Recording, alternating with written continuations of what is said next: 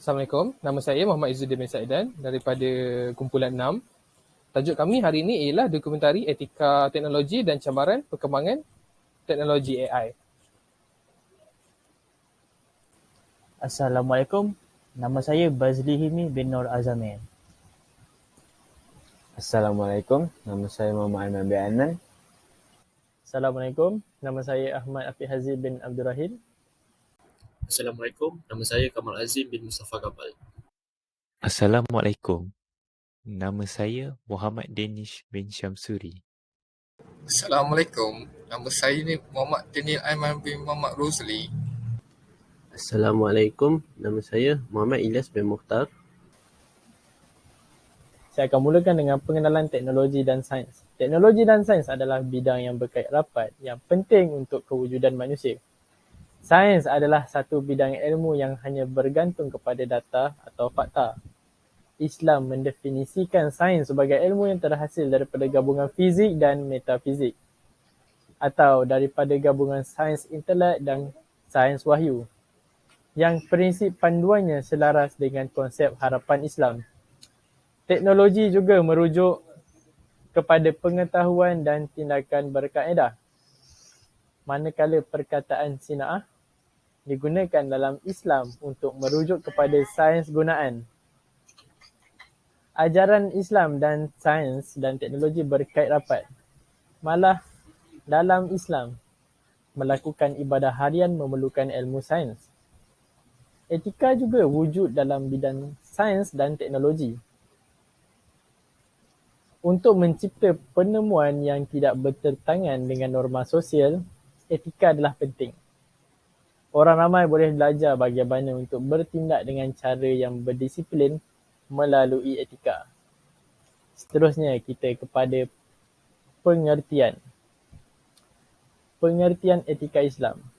Etika Islam adalah hasil pemikiran Muslim mengenai kepentingan kedua-dua tingkah laku manusia, lahiriah dan dalaman.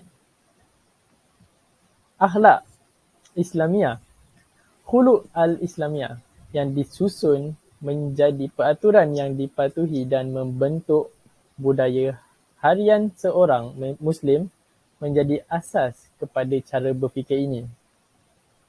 Akhlak Islam umpamanya menuntut umatnya giat menuntut ilmu agar terhindar dari kejahilan-kejahilan. Asas-asas etika Islam. Sepanjang zaman, Islam telah menyediakan kerangka yang sempurna untuk mengatur semua tingkah laku manusia dalam setiap profession. Terdapat 3 komponen asas yang boleh digunakan oleh saintis untuk membantu mereka ke dalam kedua-dua kehidupan peribadi dan profesional mereka. Yang pertama, keimanan dan ketakwaan kepada Allah SWT. Islam meletakkan keimanan sebagai pusat segala bentuk amalan. Seorang saintis mesti mempunyai iman dan kepercayaan yang tidak berbelah bahagi kepada Tuhan dan sentiasa meminta pertolongannya. Mereka mesti faham bahawa Allah sentiasa mengetahui setiap pemikiran dan perbuatan manusia. Alam semula jadi, subjek kajian dan aplikasi sains dan teknologi, dimiliki dan dicipta oleh Tuhan. Sesungguhnya, kemunculan generasi Muslim yang berakhlak akan ditunjang oleh keimanan dan ketakwaan kepada Allah SWT.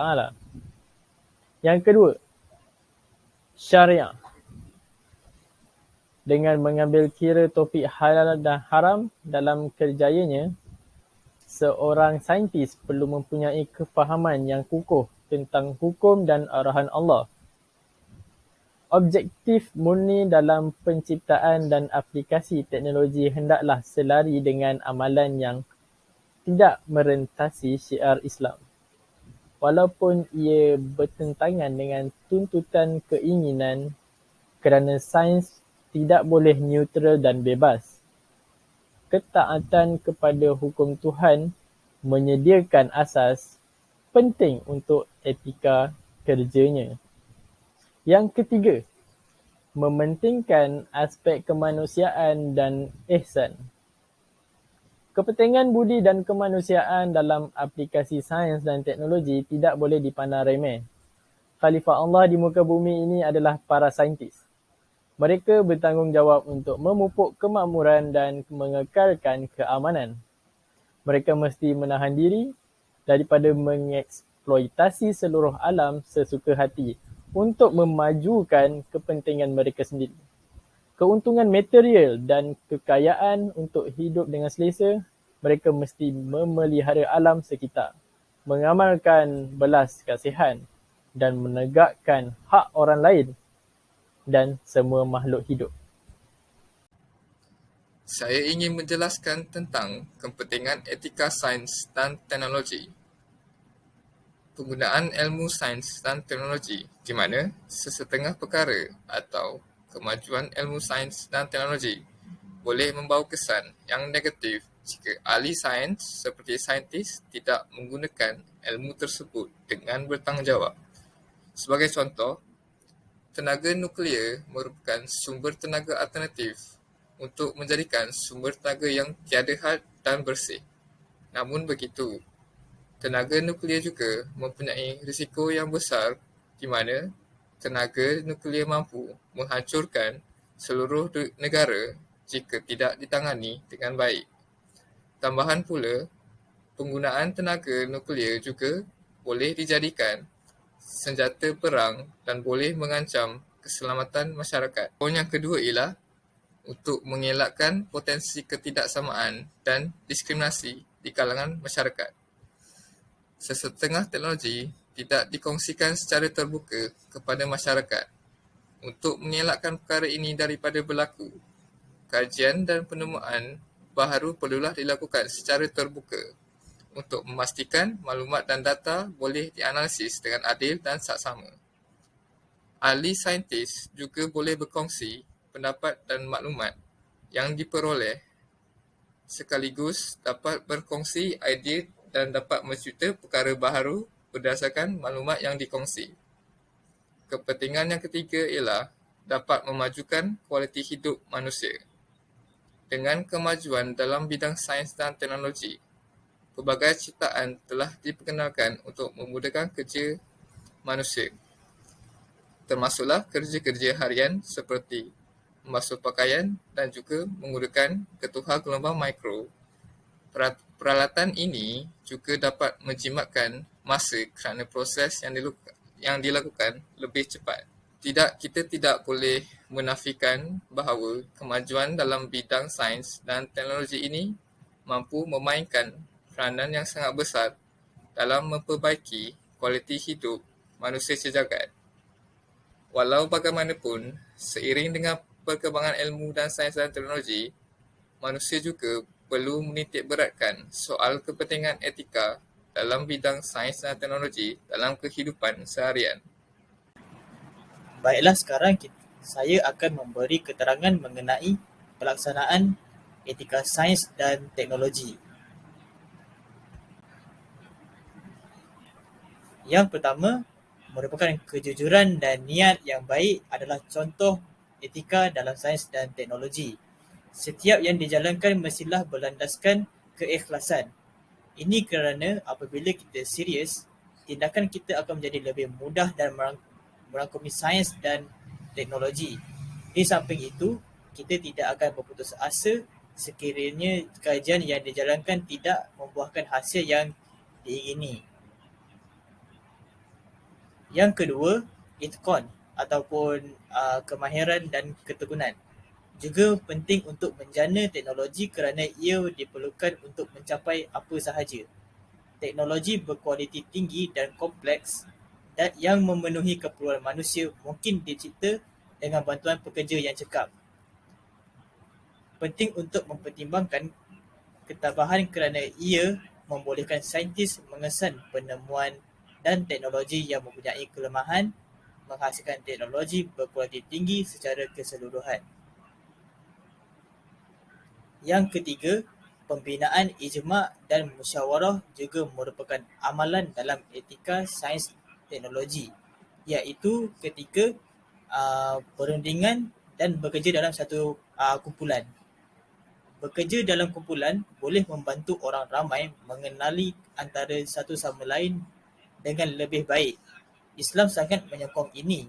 Untuk mencipta teknologi yang lebih dinamik, saintis boleh bertukar-tukar pendapat masing-masing. Manusia juga perlu memastikan sains dan teknologi konsisten, lurus dan seimbang. Setiap tindakan yang diambil mestilah berterus terang dan mematuhi garis panduan yang ditetapkan. Dan yang terakhir sekali, kita perlulah mengelakkan mafsadah yang memudaratkan manusia dan alam sekitar.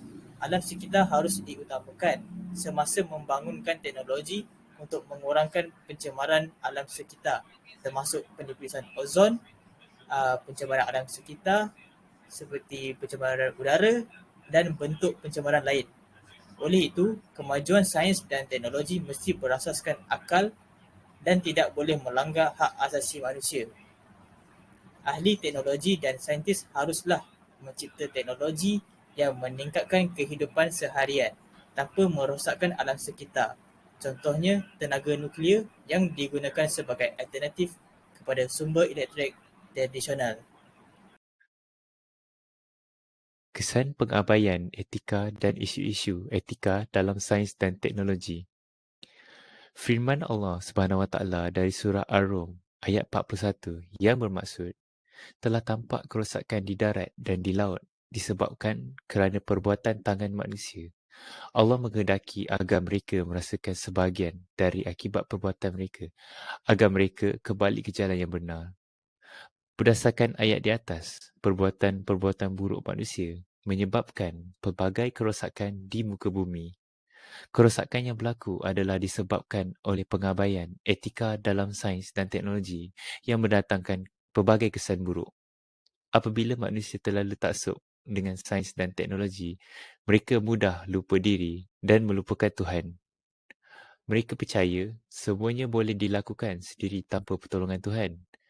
Kerja yang sepatutnya merupakan ibadah telah menjadi sia-sia dan hanya untuk keduniaan.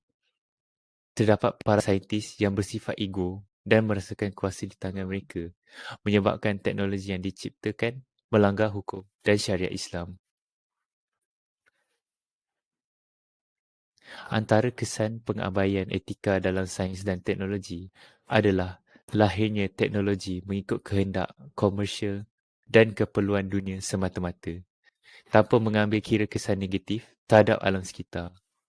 Saintis yang tidak beretika akan menyebabkan berlakunya eksploitasi alam tanpa kawalan dan menggunakan segala yang ada di muka bumi tanpa mempedulikan ekosistem hidupan. Allah Subhanahu Wa Taala memang menyediakan apa yang ada di muka bumi ciptaannya untuk kegunaan manusia, tetapi perlu ada batasannya. Jika tidak, berlakulah pelbagai kesan buruk terhadap alam sekitar seperti kesan rumah hijau, penipisan ozon dan hujan asid. Juga terlahirnya saintis dan teknokrat yang tidak bermoral dan mementingkan wang, kuasa dan nama. Ini akan menyebabkan keruntuhan nilai kemanusiaan. Pelbagai peralatan yang tercipta menyebabkan jenayah berleluasa seperti jenayah kecurian dan peperangan. Selain itu, penyalahgunaan teknologi pula boleh menyebabkan jenayah cyber berlaku. Kesemuanya ini menyebabkan kehidupan manusia berada di dalam keadaan yang tidak tenteram. Seterusnya, kita masuk ke isu-isu etika sains dan teknologi. Terdapat 4 isu utama. Yang pertama, pencemaran isu oleh barat. Kedua, aliran saintisme. Ketiga, pengklonan manusia. Dan keempat, ialah nuklear.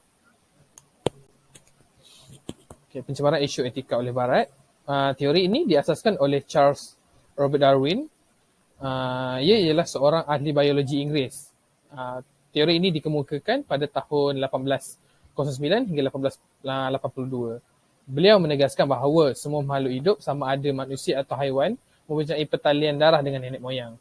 Generasi awal ini kemudiannya bergerak dari satu peringkat ke peringkat seterusnya untuk menyesuaikan diri dengan keadaan dan persekitaran yang sentiasa berubah. Perubahan ini akan mengambil masa berjuta-juta tahun. Pada tahun 1859, beliau menulis sebuah buku berjudul The Origin of Species by Means of Natural Selection, di mana beliau mengatakan pendapat beliau. Teori ini mengubah secara bulat-bulat fakta bahawa Allah menjadikan manusia.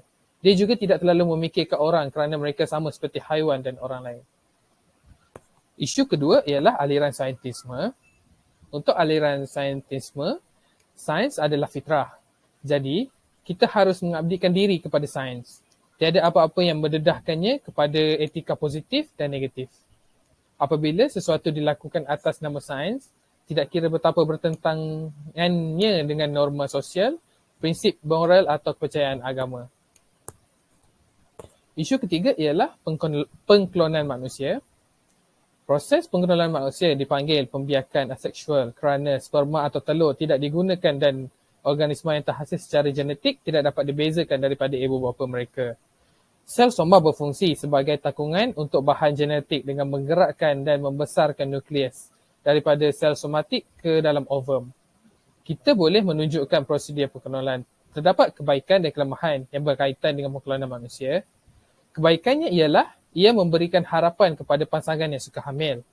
Organisma klon boleh digunakan untuk merawat penyakit atau menggantikan organ yang gagal seperti jantung, hati atau buah pinggang.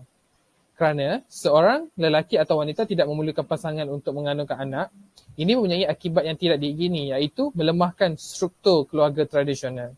Kerana bayi yang diklon akan mempunyai kromosom yang sama dengan usia penderma. Jangka hayat bayi yang diklon adalah pendek, kadar keguguran dan kematian adalah tinggi. Seterusnya, ia akan membenarkan manusia hidup selama-lamanya dan melanggar institusi keluarga. Undang-undang agama dengan jelas menyatakan bahawa pengklonan manusia adalah haram. Dan isu yang terakhir ialah nuklear. Istilah nuklear ialah singkatan untuk nukleus atom, manakala tenaga nuklear menerangkan tenaga yang dikeluarkan oleh pembelahan atom. Proses pembelahan nuklear dan tindak balas pelakuran nuklear adalah dua jenis utama tindak balas nuklear yang boleh dimanfaatkan untuk menghasilkan jumlah tenaga yang boleh digunakan. Tindak balas pembelahan nuklear adalah asas kepada semua logik kuasa nuklear setiap ada. Manakala reaktor nuklear berasaskan gabungan nuklear masih dalam peringkat awal pembangunan dan tidak dianjurkan untuk beroperasi sekurang-kurangnya setengah abad lagi. Untuk memulakan proses penghasilan tenaga nuklear, uranium mesti dilombong terlebih dahulu. Penggunaan tenaga nuklear adalah perkara biasa di negara seperti Jepun kerana banyak faedahnya, termasuk peningkatan produk dan penciptaan sumber tenaga baharu. Malangnya, kuasa nuklear adalah buruk kerana merosakkan ekosistem. Ia tidak baik untuk kesihatan orang kerana beberapa sebab, termasuk fakta bahawa ia mempunyai kesan radioaktif yang boleh merosakkan sel manusia dan bahkan membau maut. Apakah cabaran-cabaran dalam perkembangan kecerdasan buatan atau lebih dikenali sebagai AI? Cabaran utama dalam perkembangan kecerdasan buatan adalah mencapai tahap kecerdasan buatan yang setara dengan kecerdasan manusia, serta memastikan bahawa AI diusahakan dan digunakan dengan cara yang adil dan bertanggungjawab. Salah satu cabaran utama dalam pembangunan AI ialah membolehkan teknologi tersebut untuk memahami dan bertindak balas dengan sewajarnya mengikut konteks yang diberikan. Ini termasuk memahami niat dan motivasi seseorang tersebut serta persekitaran yang lebih luas untuk ia beroperasi. Selain itu, sistem AI juga boleh dipengaruhi oleh data yang telah dilatih dan jika data digunakan agak berat sebelah, ini boleh menyebabkan keputusan yang tidak adil atau tidak seimbang dibuat oleh sistem AI yang boleh membawa kepada akibat yang serius. Untuk memastikan sistem AI bebas daripada bias dan mampu membuat keputusan yang adil merupakan cabaran utama dalam pembangunan AI. Seterusnya, penggunaan AI menimbulkan beberapa isu etika dan privasi, termasuk kebimbangan mengenai pengumpulan dan penggunaan data pribadi. Potensi AI digunakan untuk tujuan berniat jahat dengan cara yang berbahaya kepada individu atau masyarakat. Umum mengetahui bahawa AI merupakan salah satu komponen utama dalam penciptaan platform media sosial seperti TikTok dan Instagram. Oleh itu, ini mengundang kepada keraguan para pengguna tentang penggunaan data pribadi mereka. Sebagai contoh, kes pelanggaran penggunaan data pengguna oleh anak syarikat Meta iaitu Facebook untuk digunakan oleh Cambridge Analytica pada tahun 2018. Di samping itu, untuk memastikan sistem AI selamat digunakan dalam pelbagai aplikasi adalah cabaran utama, terutamanya dalam situasi melibatkan risiko kecederaan atau kematian. Ini termasuk membangunkan perlindungan untuk menghalang sistem AI tersebut daripada berkelakuan dengan cara yang tidak dijangka atau berbahaya, serta membangunkan mekanisme untuk membolehkan penutupan sistem AI yang selamat dan pantas di dalam situasi kecemasan. Akhir sekali, penggunaan AI boleh memberikan implikasi ekonomi yang ketara, termasuk kehilangan pekerjaan akibat isu automasi dan harta intelek. Satu tinjauan telah dijalankan oleh CNBC pada tahun 2019 berkenaan isu ini dan hasilnya hampir 1/4 daripada semua pekerja berkata bahawa mereka bimbang bahawa pekerjaan yang mereka ada sekarang akan dihapuskan dalam tempoh 5 tahun akan datang akibat teknologi baharu, robot atau kecerdasan buatan. Tuntasnya isu ini adalah penting untuk ditangani dalam pembangunan AI untuk memastikan ia digunakan dengan cara yang adil dan bertanggungjawab. Sebab-sebab terjadinya krisis nilai dan etika dalam sains dan teknologi. Krisis nilai dan etika dalam sains dan teknologi merupakan isu yang mendesak dan semakin mendapat perhatian sejak beberapa tahun kebelakangan ini. Terdapat beberapa sebab yang menyumbang kepada krisis ini, termasuk tumpuan kepada keuntungan dan pengkomersialan, kekurangan ketulusan dan accountability, kepesatan kemajuan teknologi dan kekurangan kepelbagaian dan penyertaan dalam bidang tersebut.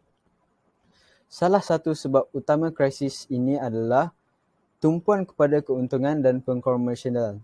Syarikat dalam bidang ini mungkin mengutamakan keuntungan kewangan berbanding pertimbangan etika yang membawa kepada pembangunan produk yang mungkin berbahaya kepada alam sekitar atau yang mungkin tidak mempertimbangkan akibat jangka panjang penggunaannya.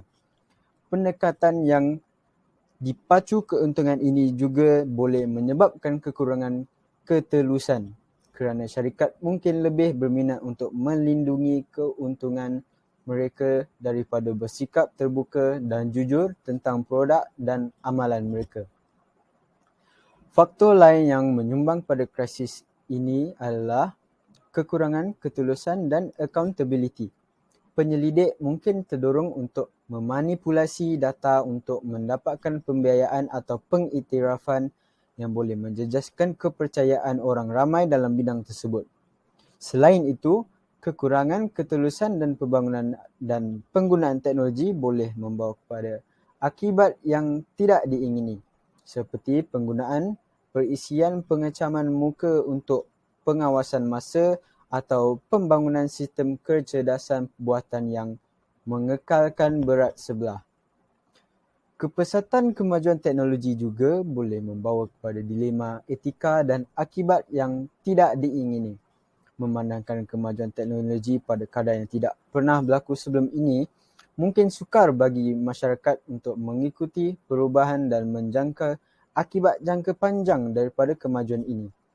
Ini boleh membawa kepada pembangunan teknologi yang mungkin memberi kesan negatif kepada masyarakat atau mungkin boleh menimbulkan kebimbangan etika. Akhir sekali, kekurangan kepelbagaian dan kemasukan dalam bidang sains dan teknologi boleh mengakibatkan kebimbangan etika tertentu diabaikan atau dipinggirkan. Apabila orang yang bekerja di lapangan tidak mewakili pelbagai perspektif masyarakat, ia boleh membawa kepada perspektif yang sempit tentang implikasi etika pembangunan teknologi. Ini boleh menyebabkan teknologi dibangunkan dan digunakan dengan cara yang mungkin tidak mengambil kira keperluan dan kebimbangan komuniti terpinggir. Krisis nilai dan etika dalam sains dan teknologi merupakan isu kompleks yang dipengaruhi oleh pelbagai faktor. adalah penting untuk masyarakat menangani isu-isu ini bagi memastikan sains dan teknologi digunakan secara beretika dan bertanggungjawab. Cadangan dan kesimpulan. Islam sebagai agama yang bawa rahmat hendaklah dijadikan rujukan utama di dalam pengubahan standard etika kepenggunaan teknologi sesuai dengan ciri Islam itu sendiri yang membawa perubahan menyeluruh. Kesan negatif ini sukar dihapuskan sepenuhnya, tetapi apa yang mungkin dapat dilakukan adalah dengan meningkatkan kesan positif dan mengurangkan kesan yang negatif tersebut. Dengan ini, semua pihak dari pelbagai peringkat mestilah mainkan peranan dalam mengukuhkan nilai agama, moral dan etika masyarakat, khususnya bagi generasi muda bagi mengelak daripada kesan negatif yang akan semakin parah.